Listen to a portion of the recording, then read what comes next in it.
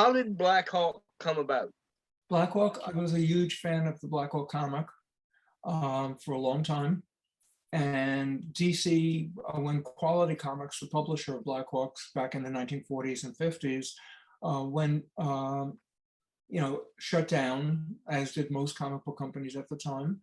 And DC took over Blackhawk and gave it to the editor, who suddenly turned it into like a science fiction magazine.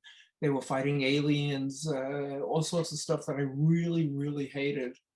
So not knowing that you just didn't do this, I had for sending a letter to Julie Schwartz, he used to give out gifts.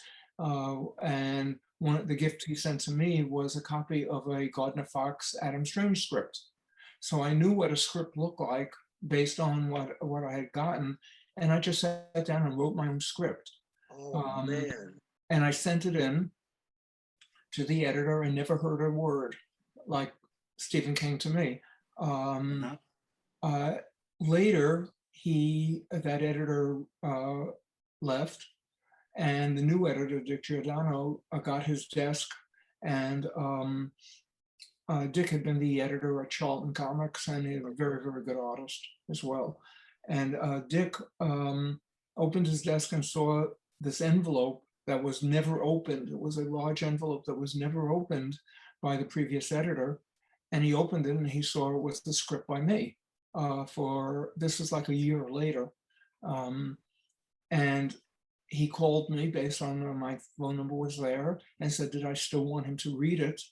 And I said, yes. And they thought it was good. And he bought the story. They had another writer rewrite a lot of most of the dialogue, because my dialogue at that point, I was still a kid. I wasn't very good, but the story they liked an awful lot, and so that was my very first story,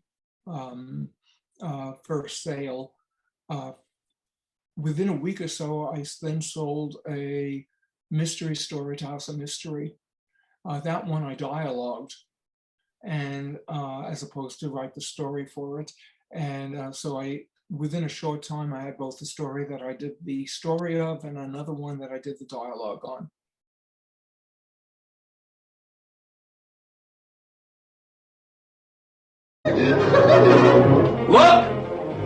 Look, the dynamic duo.